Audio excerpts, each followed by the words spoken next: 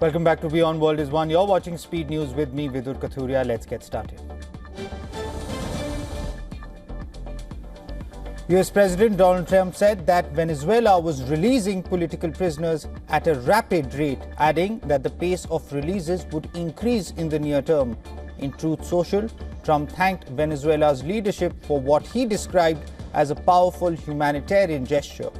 This after Venezuela's interior minister has claimed over 800 prisoners have been released so far. The release of the prisoners follow Maduro's capture on January 3rd in Caracas and his arraignment in a New York court on narco-terrorism charges.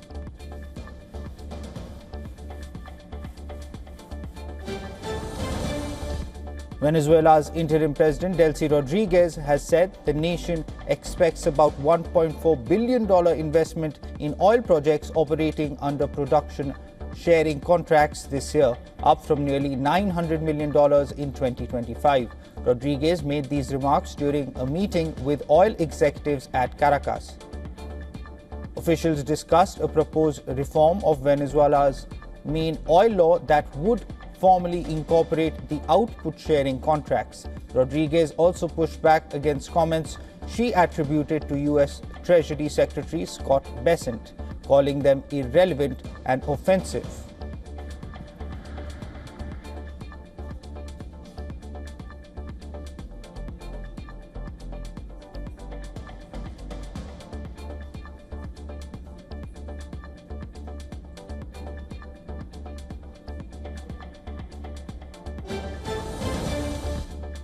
Danish Prime Minister Mette Frederiksen said Europe has shown strength and unity over Greenland.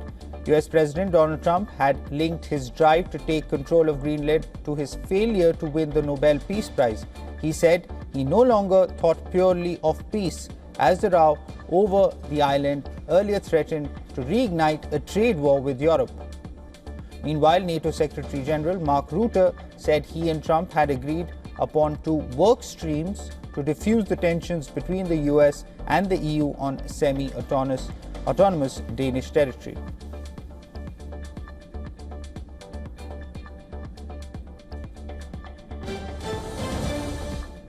Israel has brought back the remains of the last hostage held in Gaza. The final hostage has returned 843 days after Hamas attacked Israel on October 7, 2023. Ran Gvili, a 24-year-old police officer, was killed at Kibbutz Alumim during the October 7th attack. His body was subsequently abducted. Israeli police held a ceremony for the last slain hostage after the retrieval of his remains. The identification of Gvili's remains marks the conclusion of the first phase of a US brokered ceasefire agreement between Israel and Hamas.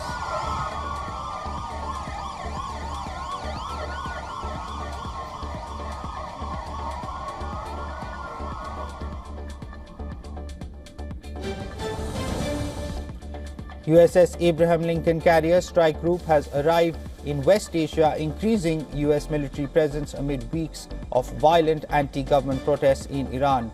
The Carrier Strike Group normally includes an aircraft carrier, guided missile cruisers, anti-aircraft warships, and anti-submarine destroyers or frigates. US President Donald Trump continues to consider options for striking Iran, but there is no indication any decision has been made.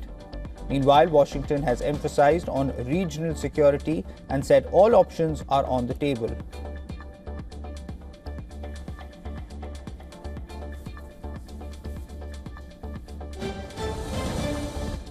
The Trump administration has denied reports of Gregory Bovino being removed from his position as Commander-at-Large of the U.S. Border Patrol. The reports began to surface amid anger over the killing of a second U.S. citizen by federal agents in Minneapolis.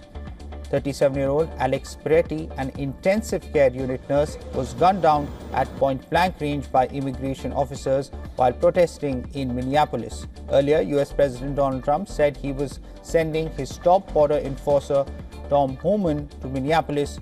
Further, he said he held very good talks with Minnesota governor and mayor.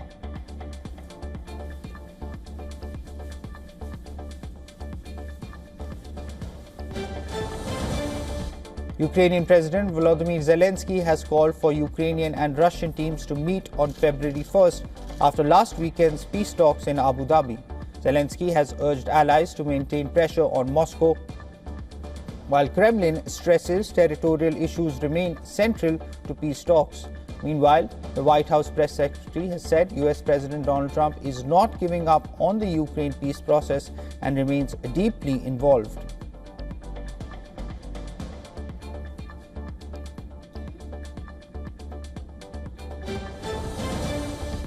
India and the European Union are likely to announce a historic mega free trade agreement today. After 20 years of negotiations, the FTA deal will aim at boosting economic ties, attracting investment, and countering global competition from US and China. India and the EU have been strategic partners since 2004. The proposed security and defense partnership is set to facilitate deeper defense and security cooperation between the two sides.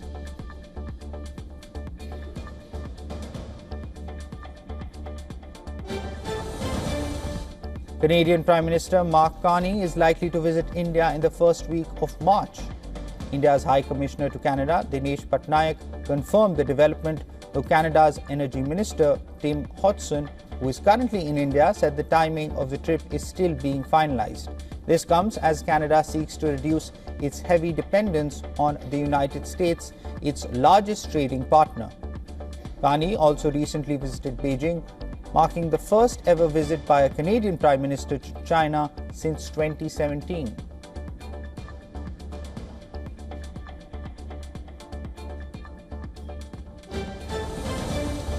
The UAE has scrapped its plans to operate Islamabad International Airport. The project has reportedly been under discussion since August 2025, but fell through after Abu Dhabi could not find a local partner to manage airport operations.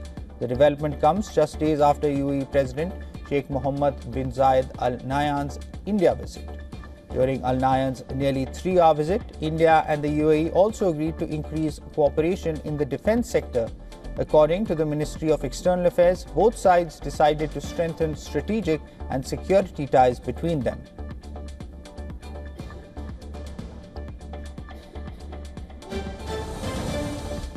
Nepal is gearing up for its March 5th elections. The country's political landscape is increasingly incorporating LGBTQIA+ representation. In a new political force ahead of polls, Nepali sexual and gender minorities have unveiled their candidates. The Inclusive Socialist Party, with a membership of more than 500 people, mostly from sexual and gender minorities, will field 6 candidates in the polls, while other political parties have included LGBTQI candidates on their proportional representation lists. They have not fielded direct candidates.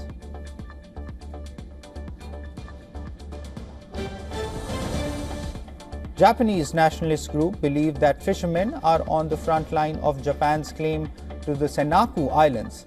But since late last year, some Japanese officials have been discreetly urging fishermen to steer clear of the remote outcrops to avoid escalating a diplomatic clash with Beijing. The islands, administered by Japan but also claimed by China, have long been a flashpoint in relations between the two Asian powers.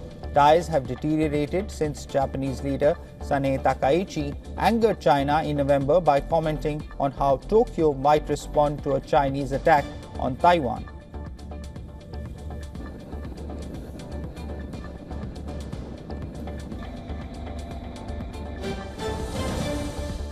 A Hong Kong court has heard recordings of defiant anti-Beijing speeches, some dating back early 30 years, as prosecutors presented their case against 2 democracy activists facing national security charges. Lee Chik-yan and Chow Hang-tung, leaders of the now defunct Hong Kong Alliance, are standing trial for incitement to subversion, which carries a maximum penalty of 10 years in jail. They were held responsible for organizing annual candlelight vigils to mark Beijing's deadly crackdown on the Tiananmen Square demonstrators on June 4, 1989.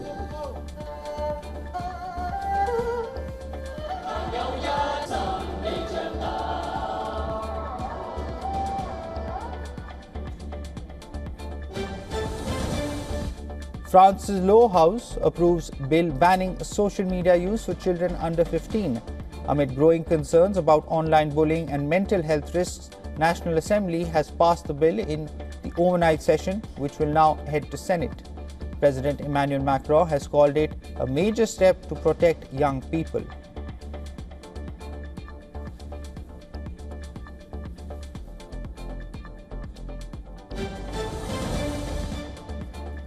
Ryan Wedding, a Canadian former Olympic snowboarder, pleaded not guilty to charges of becoming a cocaine smuggling kingpin responsible for multiple drug-related murders in a U.S. federal court in Santa Ana, California. Following the short hearing, his lawyer Anthony Colombo addressed the media, saying his client is in good spirits. Wedding was flown to California after being arrested in Mexico City on Thursday.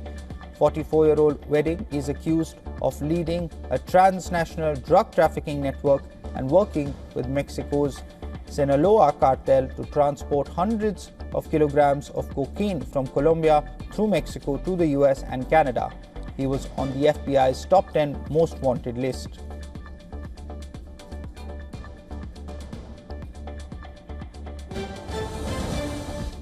Banks in Bolivia will begin returning US dollar savings to small savers following 2 years of restrictions caused by a foreign currency shortage in the national financial system. Bolivian President Rodrigo Paz Pereira launched the process in the southern city of Potosi, saying savers will initially be allowed to withdraw up to $1,000, with withdrawal limits expected to rise as liquidity improves. In a statement released by the Central Bank of Bolivia, it was indicated that the beneficiaries of this refund will be all savers, individuals and legal entities who, as of December 31st of last year, had up to $1,000 in their savings or checking accounts. The measure will also benefit 20,000 small businesses that have up to $1,000 deposited in banks.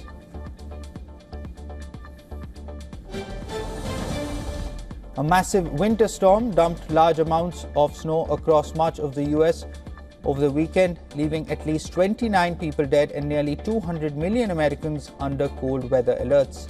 The storm disrupted power supplies and air travel, as well as prompted states of emergency across the country.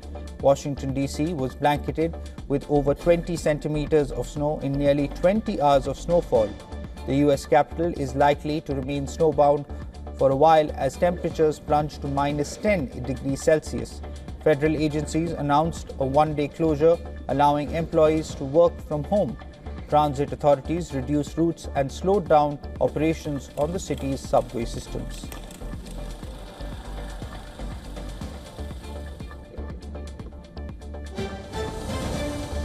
A powerful winter storm spread a paralyzing mix of heavy snow, sleet, and freezing rain from the Ohio Valley and mid-south to New England. This was compounded by bitter Arctic cold gripping much of the US. East of the Rockies, some of the heaviest snowfall, up to 1 foot or more since the storm developed, was measured in parts of Colorado, Illinois, Indiana, Missouri, New Jersey, and New York, as well as Pennsylvania. New York Governor Kathy Hochul said she had mobilized National Guard troops in New York City, Long Island, and the Hudson Valley to assist with the state's emergency storm response. Meanwhile, snow has blanketed prominent places such as the Times Square in New York City.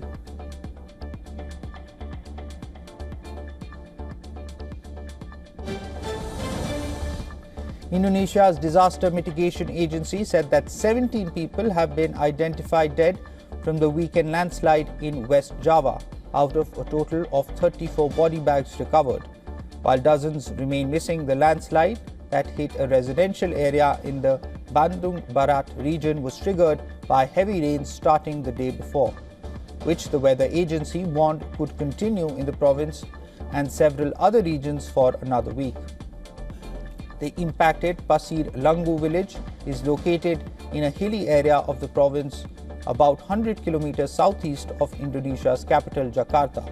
More than 30 houses were buried by the landslide.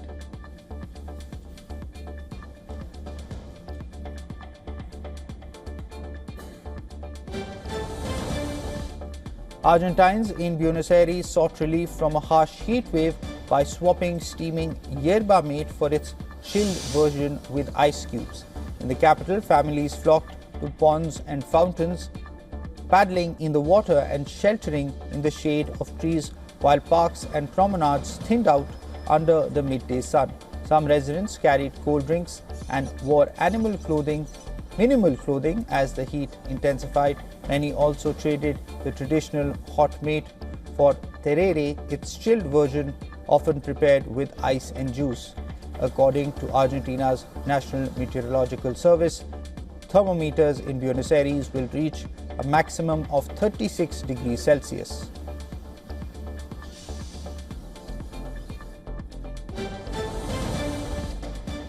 Beluga whales that had been facing euthanasia in Canada could be getting a lifeline in the US after the Canadian Fisheries Minister gave conditional approval for their relocation. Canadian theme park Greenland, which once saw millions of visitors and has one of the largest captive whale populations in the world, closed at the end of last summer. It is said it may have to euthanize its remaining 30 beluga whales if they don't receive emergency funding from the government. The park had recently denied a permit by Canada's Fisheries and Oceans Department to ship the last remaining whales to an aquarium in China.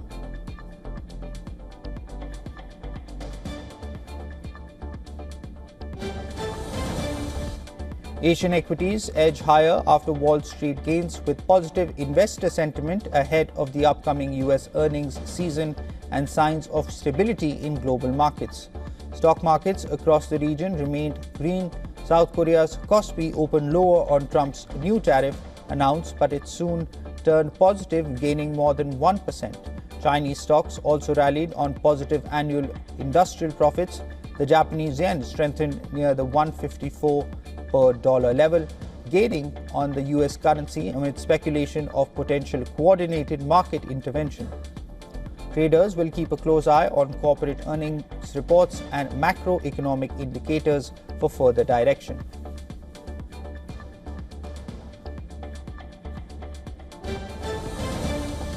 China's industrial sector recorded its first annual profit increase in 4 years in 2025, signaling modest recovery despite weak domestic demand. Profits rose 0.6% for the year, supported by strong exports and government measures to curb price wars. In December alone, industrial profits jumped 5.3% year-on-year, reversing November's decline. Analysts say the data highlights the ongoing tension between exports strength and soft consumer demand at home, suggesting that while manufacturing is stabilizing, China's economic recovery remains uneven and dependent on both domestic and global conditions.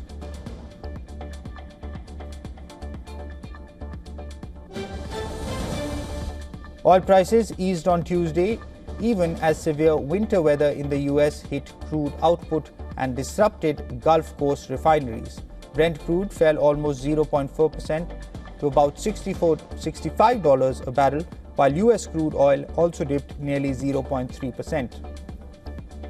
The US oil producers lost up to 2 million barrels per day, which is around 15% of total output. Traders balanced the supply disruption against OPEC Plus signals that output increases may remain on hold in March, keeping global oil markets under pressure.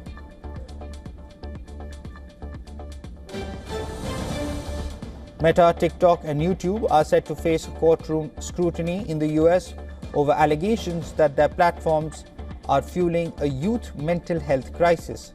A landmark trial beginning this week in California involves a 19-year-old woman who claims she became addicted to social media at a young age due to the platform's attention-grabbing design. The plaintiff alleges that the apps contributed to her depression and suicidal thoughts and is seeking to hold the tech giants legally responsible.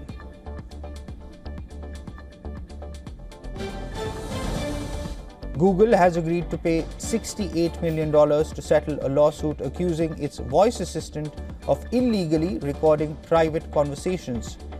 The preliminary class action settlement was filed in a federal court in California and is subject to approval by a U.S. District Court judge. Smartphone users allege that Google Assistant recorded and shared private audio after being activated without intent, a process known as false accepts, and used the data for targeted advertising. Google denied any wrongdoing but agreed to settle to avoid the costs and risks of litigation.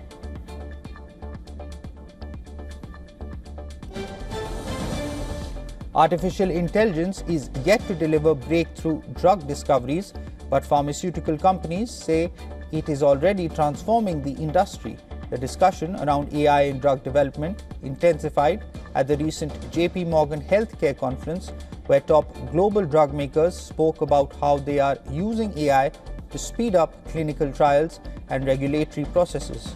Executives from major pharma companies said AI is helping identify trial participants, select sites, and prepare documents, cutting weeks from time-consuming tasks in a process that can take up to 10 years and cost around $2 billion per drug.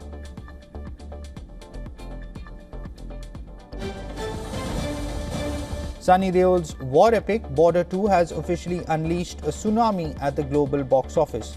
Following its release over the Republic Day weekend, the film has grossed a staggering 239.2 crore rupees worldwide in just its first 4 days. That is around $26 million worldwide. The sequel is currently the highest-grossing Bollywood film of 2026.